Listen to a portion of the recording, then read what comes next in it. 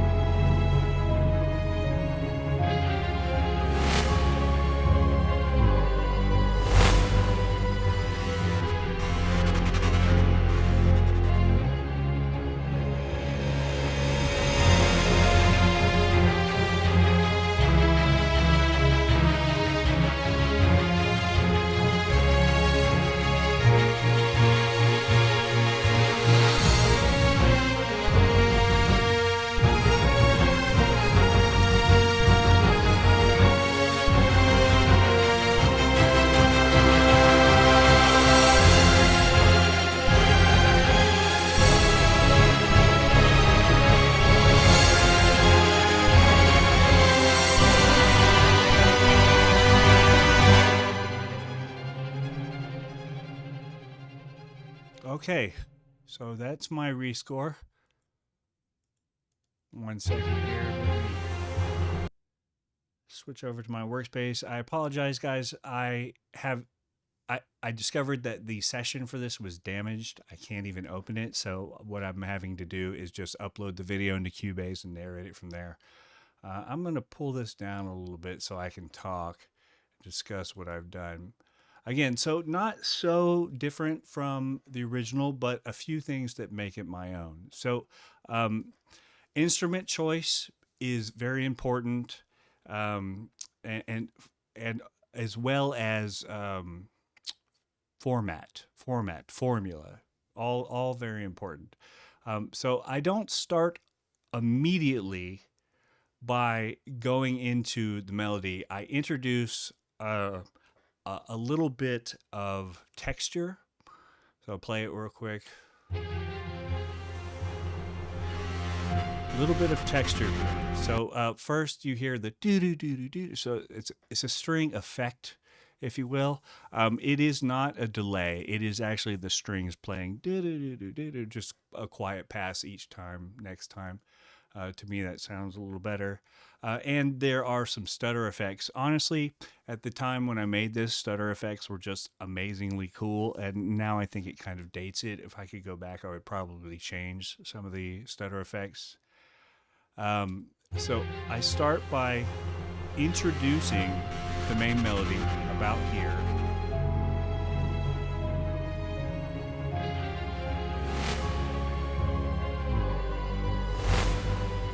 So that's the first pass, and I do it pretty similar to the original. You know, he probably used a vibraphone or an instrument, a similar instrument for the main melody, and then the strings take over. It's basically what I do. And then when in the original, when it introduces the main idea again, uh, the strings basically take over, and mine does something similar. But that's when it starts to change. So I've got my instrument choices are vibraphone strings. It's got choir in here. Some brass shows up later. There's those stutter effects. I think I would take those out, actually. There's some more stutter effects. and then reintroducing the idea here.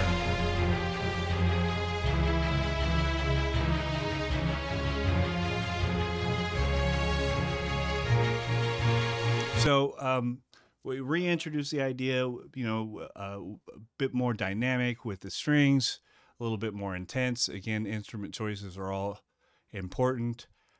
So we're building here, but I do something different on the end. So instead of just doing note for note the same exact melody as I did before, I changed this last note because I'm leading somewhere else. I'm about to actually step away from the main melody and reintroduce a new idea in a different key. So it's not just a new idea; it's also a different key. And this note here is on the very very end is leading the ear to make this next key a bit more palatable. Right there.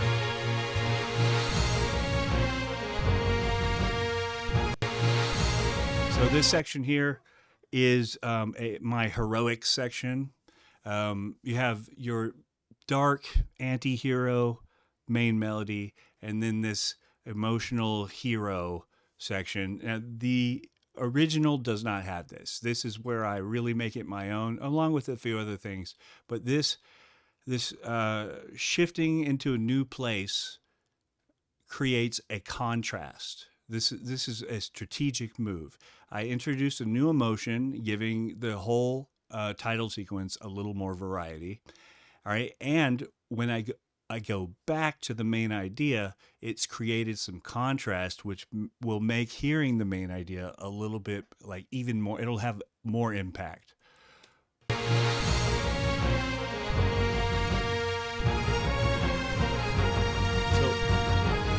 In this section, in my heroic section, I switched to a kind of a call and answer, that do do do do do do do. I have the brass do it, and then I have the strings and choir do it, and then I have everyone come together and do it, but at like half tempo. And I don't just begin.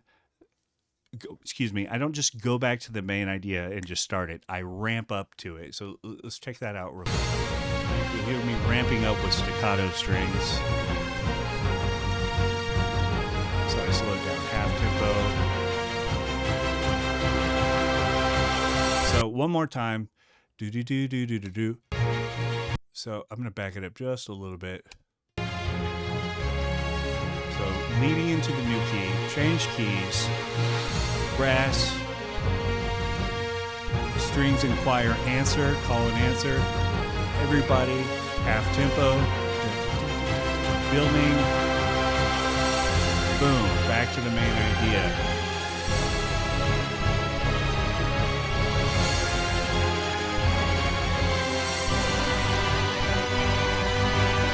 So building to the main idea. So choir, full blast, strings, they're playing in the lead, they're playing tremolo as their articulation, which is really very odd. I wanted it to be as extreme as possible, and the tremolo is just so shaky. It's far shakier than even your shakiest vibrato. So I've got choir, strings, brass, percussion, everything is thumping along. The low end, pump, pump, pump, just some staccatos, really pushing it. And these last few notes, I want to talk about those.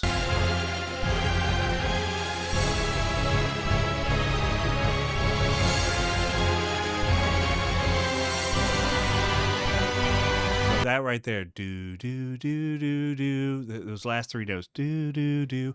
So those are chromatic, meaning that they're all right next to each other. This is actually something I pulled from, or is inspired by, I should say, the Danny Elfman Batman theme. I think he does this a few times in where he does this chromatic either rise or fall.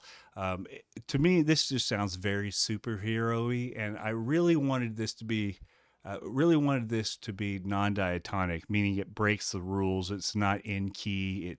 It ventures outside of the key. It gives non-diatonic music gives cinematic flavor that you just can't get by keeping something in key. It really makes him, that last little section really makes him seem like an anti-hero, like a badass. There's some darkness there to him. And this last little bit here, I want to talk about this section too.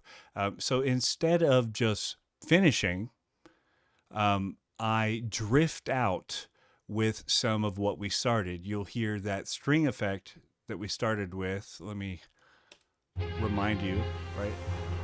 It plays here again, just like we started. It plays it at the end, but it's fading out. And plus, there's a little bit of sound design. You can hear like kind of a moaning, ramping up sound, very much tucked in the background.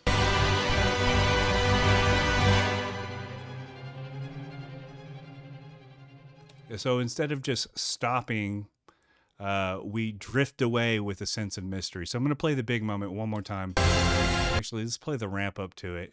A little further back. Sorry, guys.